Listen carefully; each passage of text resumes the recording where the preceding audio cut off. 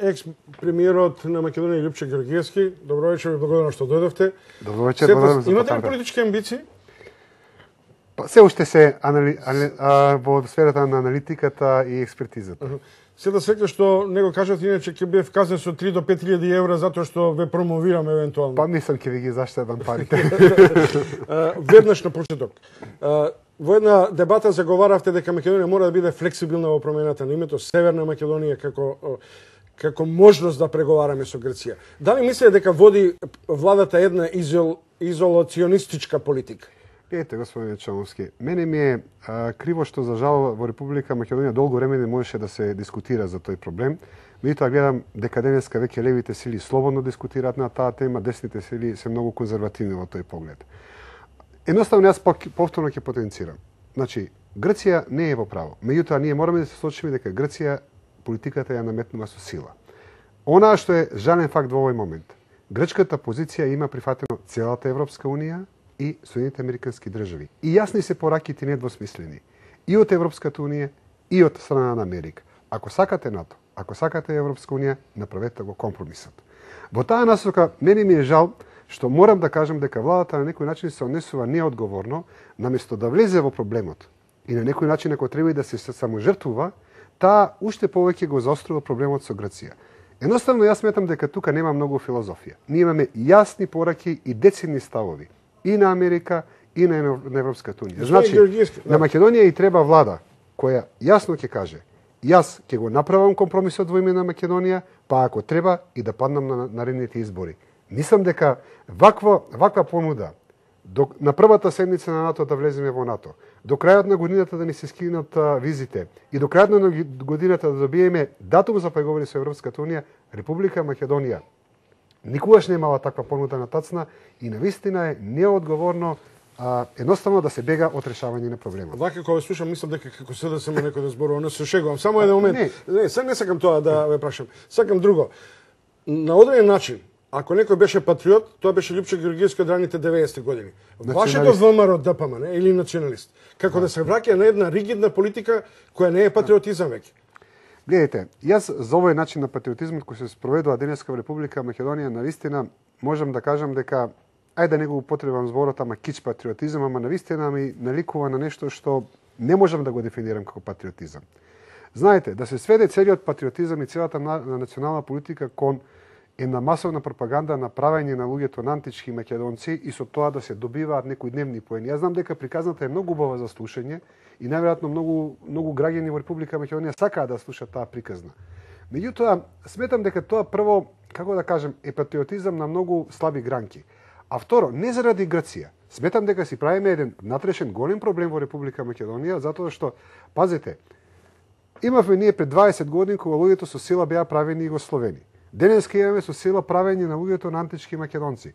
Мислам дека не е во ред затоа што јас знам и јадници луѓе во Република Македонија кои се чувствуваат словени. Што сега со тие луѓе? Некој со сила треба да им наметне пропаганда. Едноставно сметам дека времето е едноставно начинот на кој се прави тој патриотизам или национализам е тотално погрешен. Господин Георгиевски, мислам дека секоја нормална држава има некој континуитет во меѓународната политика. Мислам дека се наоѓаме во некаков апсолутен дисконтинуитет. До таа степен што сега се дојдовме во ситуација речиси со сите соседи да имаме замрзнати или неверојатно заладени односи. Дури и со една Бугарија со која на пораката Останишев овде за добрососедска, малку и ние новинарите реагиравме со бушност за македонските национални права и така натаму.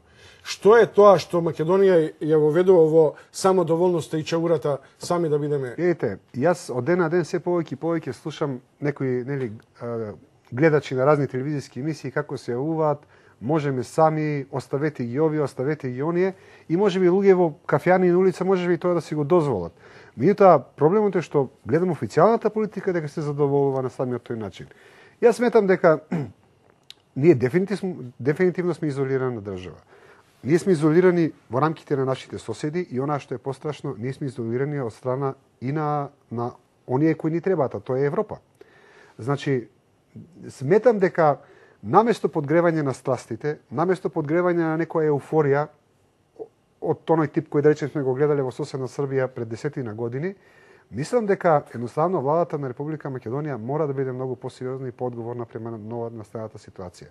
Мислам дека таа треба да ризикува нешто од својот рейтинг и да направи еден чекор, а мислам дека Република Македонија никогаш не била пред толкова шанса кој што е во овој момент. Добро, ви читав еден напис во бугарските медиуми кој предизвика бурни реакции во Македонија со црна прогноза дека Македонија и албанското прашање значи дефинитивен распад кој на одреден начин представува некоја политика на вашата колумнистичка филозофија. Не е проблемот во бугарскиот, тој бугарски текст во бугарските весници е припишување од она што овде сум го напишал во Република Македонија.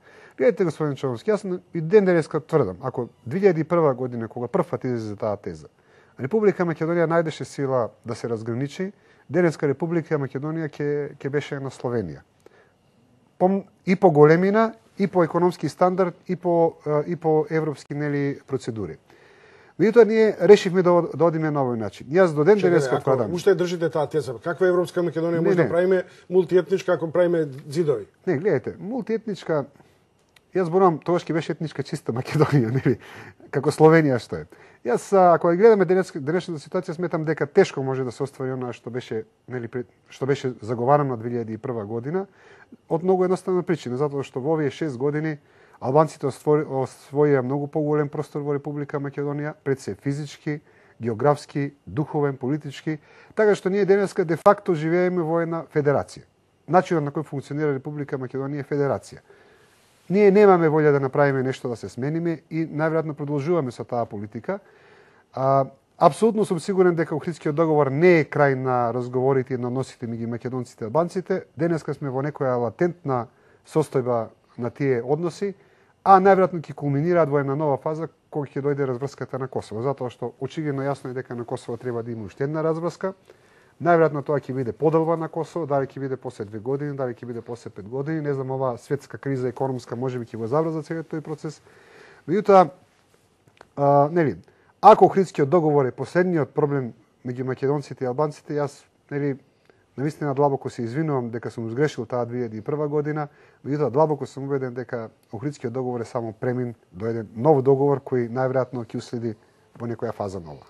Добро, благодарам. Тоа беше Љупчо Георгиевски, екс-министер, екс-премиер на македонската влада во периодот 1998 до 2002. Да ве очекувам како кандидат за градоначалник. Рано, има уште 10 дена, 15, ќе видиме. Благодарам многу, што отвоите време.